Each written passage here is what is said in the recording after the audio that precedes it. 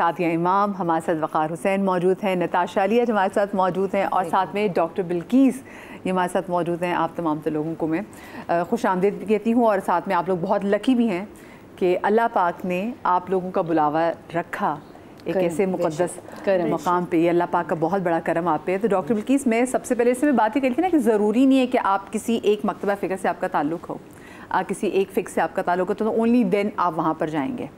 तो जैसे वो रहमतुल आलमीन हैं जो उनकी आला औलाद है सबके लिए वैसे ही है ना। बिल्कुल बिल्कुल, हमारे भी हैं, हुसैन सबके हैं। बिल्कुल बिल्कुल। अच्छा, मैं शुरू करती हूँ अपने बेटे से। मेरे बेटे का नाम भी मोहम्मद हुसैन है। जब मेरी प्रेगनेंसी में 2 दफ़ा मुझे बताया गया कि आपको बेटा हो रहा है, हालांकि मैंने कोई चेकअप वगैरह नहीं कराया था, जैसे लोग मालूम कराते हैं जी कि आपको बेटा होगा ना, आप उसका नाम हुसैन रखना। अच्छा, पहले तो मैं भूल गई, फिर लास्ट उसमें भी मुझे कहा कि आपका बेटा हो तो आपको हुसैन रखना। अच्छा, हुसैन के दादा ने कहा उसका कुछ और नाम सोचा, तो मैंने कहा नहीं, और हुआ भी हुसैन सफ़र में, सफ़र के महीने में। फिर मैंने उनको बताया कि इस तरह है तो इसका नाम जो है ना मैं हुसैन ही रखूँगी। तो उन्होंने कहा ठीक है, मोहम्मद हुसैन नाम रखते। माशाल्लाह मेरा बहुत प्यारा बच्चा, बहुत शरीर। फिर मेरी हेल्पिंग हैंड ने मुझसे कहा था कि बाजी मैंने इसके लिए मन्नत मानी है, तो मैं हुसैन को हर साल खीर उसके नाम की बना के ले जाती थी। अच्छा, जब हुसैन हुआ ना तो मैंने मन्नत उठाई कि मैं हुसैन को लेके ना ज़रूर इमाम हुसैन के रोज़े पे जाऊंगी। लेकिन कुछ ऐसी चीज़ें भूल जाता है इंसान, दुनिया में पड़ जाता है, नहीं होता। लेकिन एक वाक़े ने मुझे हिला के रख दिया। वो वाक़या ऐसा हुआ कि मेरी बेटी के घर गया तो वहाँ पर बच्चों जो गार्ड होता है उससे गन चल गई। मेरे बेटे को अल्लाह ताला ने बाल बाल बचाया। ऐसी गन गई है, मोबाइल पूरी तबाह, और मेरे बेटा बिल्कुल अल्हम्दुलिल्लाह, मालिक का करम, मालिक का एहसान, बिल्कुल सही। तो मुझे एक होता है ना कि अंदर से एक होती है कि बिल्किस ये तुमने नहीं किया, एक झाग आती है। और उसी वक्त जब मुझे पता चला, मैं तो बिल्कुल ही थर थर थर थर काँपने लगी। आप मेरे बेटे को अभी देखो, लगेगा ही नहीं कि कभी इसको गोली उसके पास से छू के गुजरी। एकदम उसका चेहरा साफ। हमें वो याद है जब वो टाइम था जब आप कितनी डिस्टर्ब हो गई, मैं ऐसी हिल गई थी, बिल्कुल हिल यहाँ पे हमारे शो में आई। पहले तो आई नहीं, हमारा शो था तो उन्होंने बताया घर में प्रॉब्लम हो गई है, लेकिन उसके बाद हफ्तों तक डॉक्टर बिल्किस जो है ना वो रही नहीं थी, क्योंकि ज़बान में भी इतनी लर्जिश वो आपकी आ गई। तो हम आप मुझसे पूछती थी क्या हुआ, मैं कहती थी मैं वो भूल नहीं सकती। फिर मैं अपने बेटे को लेके गई इमाम हुसैन की ज़ियारतों पे गई। हाय, रमज़ान में, रमज़ान के एंड में हमने वहाँ सलाम किया। आप यकीन करें, ऐसे ऐसे मिरेकल मेरे साथ हुए हैं।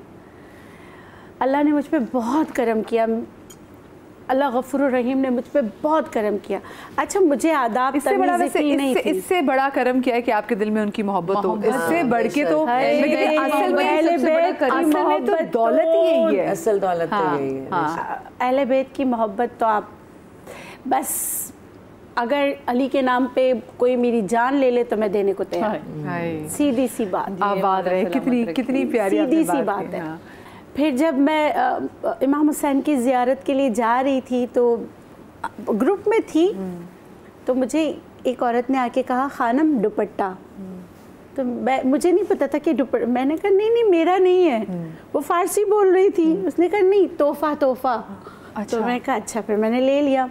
अच्छा, तो मुझे ये नहीं पता था कि जब आप जाते अंदर तो आपको मोजे भी पहनने होने चाहिए, है ना? बिल्कुल। तो मेरे ग्रुप की औरतों ने कहा तुम जाओ जल्दी से जाके सॉक्स लेकर। और मैंने कहा अभी मैं इतनी मुश्किल से गुजर के इधर तक आई हूँ, अब मैं फिर दोबारा जाऊँ? तो मैंने कहा नहीं मैं अंदर जाऊँगी, कुछ नहीं होता। तो उन्होंने कहा नहीं, विदाउट सॉक्स आपको अलाउ नहीं करेंगे। मैं कहा देखते हैं, इमाम हुसैन बुला लेंगे। लिटरली मेरे ये वर्ड थे। मैं अंदर गई, सबको उन्होंने सबको बोला जाओ मोज़े लेकर आओ, और मुझे उससे अपने पर्स से निकाल के दिया, ये यहाँ बैठ के पहनो और अंदर चली जाओ। ये दूसरा वाक़या मेरे साथ हुआ। फिर मैं अंदर गई, मैंने दुआएं की, हाय मेरा दिल बाग हो गया, कितना बोझ था उतर गया, मैं आपको बता नहीं सकती। वो सफ़र मेरा ज़िंदगी का ऐसा सफ़र है। और एक और मेरे कल हुआ, एक मेरी ज़िंदगी का सबसे बड़ा धोखा वापस आने के बाद खुला। यानी कि आपके सामने ज़िंदगी की ऐसी चीज़ें जो अफशा हो गई, वो चीज़ जो मैं तस्वुर नहीं कर सकती थी। कि वो भी मेरे सामने जो है ना आ गई, वो चीज़ आ गई, मुझे आगाही हो गई और बहुत से पर्दे आंखों के सामने से उठ जाते हैं, बिल्कुल खुल गए। जब मैं नजफ़ शरीफ गई मौला अली के दरबार में, मौला अली के दरबार में मुझे ऐसा सुकून मिला जैसे माँ की आगोश। मैं वहाँ बैठी रहती थी, उनसे बातें करती रहती थी।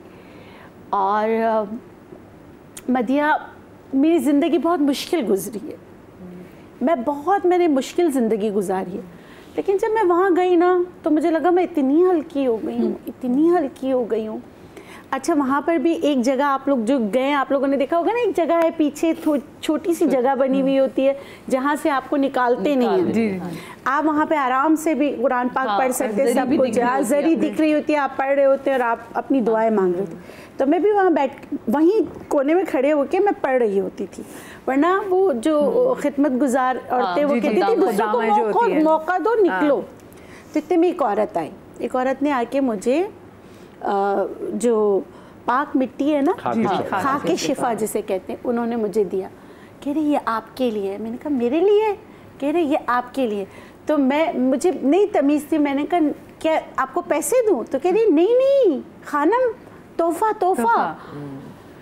यानी कि आपका किस कदर प्यारा वेलकम हुआ कि वहाँ पे जो और ज़ायरीन थे, अल्लाह में दिल में डाल देता है। हाँ। ये मोहब्बत भी उन्हीं की निस्बत से ना कि जो आपको वहाँ पे बाकी जो आने वाले ज़ायरीन उनसे भी एक मोहब्बत होती है। बहुत। नताशा, जब आप पहली बार गई थी ज़ियारत पे, कब गई थी बताइएगा, और साथ में आपने प्लान करी थी या फिर बस एक बुलावा आ गया? नहीं, हम तो माशाल्लाह, मैं तो उस वक्त मुझे आई थिंक होश भी नहीं थी जब मेरे अम्मी अब्बा मुझे लेके गए थे। तो पहली तो वो थी जो मुझे याद भी नहीं है। हाँ। मैं गोद में थी अपनी अम्मी के, जो अम्मी मुझे बाद में बताती हैं। फिर इसी तरह जाते रहे और फिर यहाँ पे भी मजालिस वगैरह, मेरे घर में भी मजालिस होती हैं माशाल्लाह। मेरे लाहौर में मेरे घर में नीचे पूरे बेसमेंट में इमाम बारगाह है और 10 दिन अशरा पूरा होता है वहाँ पे, और बड़े बड़े अलामा आते हैं पढ़ने के लिए, शबियाँ होती हैं, ज़ियारात निकलती हैं। और एक रूम है ऐसा जहाँ पर जितने शोदाए करबला हैं, उनकी जितनी ज़री मुबारक हैं, उनकी शबीहें रखी हुई हैं मेरी माँ ने बना के। तो बहुत लोग बाहर रुक के आते भी हैं, अंदर बाहर रुक के अलम को भी सलाम कर के जाते हैं। मेरे घर पे 2 अलम लगे हुए हैं माशाल्लाह। दरे बतूल मेरे घर का नाम है और माशाल्लाह। तो मेरे घर में एक तो कुछ ऐसी कोई अल्लाह ताला की रहमत है कि मैं जब लाहौर जाती हूँ और मैं पाँव ही रखती हूँ ना, तो लगता है जैसे कोई बहुत ही बोझ था मेरे सर पे किसी भी किस्म का, और पाँव रखते ही मैं, जैसे इन्होंने कहा, वहाँ का तो कोई मुआवजा ही नहीं ना जहाँ की आप बात कर रही हैं, लेकिन वहाँ पे पाँव रखते ही लगता है कि जैसे अब ज़िंदगी की कोई परेशानी ही नहीं रही ना, कोई टेंशन ही नहीं है अब। मतलब ना उस घर में कोई बीमारी एंटर हो सकती है, ना कोई परेशानी एंटर हो सकती है। अल्हम्दुलिल्लाह ये सारी ज़िंदगी शायद माँ बाप ने मेरे को इतना बना के रखा और इतना उसको कंटिन्यू किया है, तो वो जो एक बरकत है ना, वो घर में भी अल्लाह ताला की तरफ से आ गई हुई। और मेरे घर में तो एक मौजज़ा भी हुआ है। जब पहली बार गई थी तो वो तो मुझे याद ही नहीं, फिर जाते रहे। लेकिन जब मैं होश में गई, जब मैं होश में गई, हाँ जब मैं होश में गई तो जाहिर सी बात है उससे पहले भी समझ तो आई गई हुई थी आहिस्ता आहिस्ता, क्योंकि सुनती रहती थी माँ बाप से, अपने घर में देखती रहती थी, सुनती रहती थी मजालिस। और ये वो बच्चे जो हैं वो बचपन से इतना हिस्ट्री, इवन कि जब हम जाते हैं ना करबला, और हमने इतना मजालिस में सुना हुआ है कि अगर आपको ये कहते हैं ना ये वहाँ मुसलसल का रोज़ा है, तो हमें पता है ये तिल्ले ज़नबिया हो गया, ये बास का होगा, या हमारा बास कदम होंगे, या हम मौला अली असगर होंगे। तो हमें किसी को बताने की जरूरत नहीं है, हमें पता होता है वहाँ। जब मैं होश में गई थी, ये जो वकार ने बात की है, तो जैसे ही हम लोग वहाँ पे बैनुल हरमीन में एंटर हुए ना, तो मैंने खुद अम्मी से, जबकि जा तो उधर ही रहे थे, लेकिन मैंने खुद अम्मी से कहा कि पहले तो मौला अब्बास के रोजे पे जाके सलाम करना है ना अम्मा, क्योंकि मौला हुसैन का ये फरमान है कि पहले मेरे भाई अब्बास के पास जाओ और फिर मेरे पास। बेसिकली जो लोग इंशाल्लाह आप लोग देख रहे हैं और अल्लाह पाक आपको प्यारे हबीब के नवासे के रोज़े का दीदार ज़रूर कराए, तो आप जब वहाँ पर जाएंगे तो वहाँ के डेकोरम है, वहाँ के कुछ आदाब हैं कि आप तब तक इमाम हुसैन के रोज़े पे नहीं जा सकते जब तक आप उनके भाई, उनके सिपा सलार इज़्न ज़ियारत लेते हैं, उनसे आपसे इज़्न ज़ियारत लेते हैं। जनाब अब्बास उनको अलमदार कहते हैं, अलमदार के रोज़े पे जाके आप एक तरह से उनकी ज़ियारत भी करेंगे और उनसे इजाज़त लेंगे। एंड दैट्स बेसिकली ये डिसिप्लिन है वहाँ का। तो ये बहुत ज़्यादा ज़रूरी है। ठीक है, अच्छा प्लीज़ को कंटिन्यू। फिर मैंने कहा हाँ, मतलब बच्चे को याद है।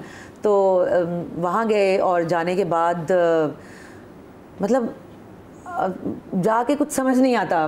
लोग कहते हैं वहाँ जाके ये मांगो, ऐसे करो वैसे करो। वहाँ जाके बस दिल करता है कि बस आप पढ़ते रहो, आप दुरूद भेजते रहो। आप मतलब वहाँ पे जाके एक तो रोना नहीं रुक रहा होता और जरी के आगे से हिलने को दिल नहीं चाह रहा होता।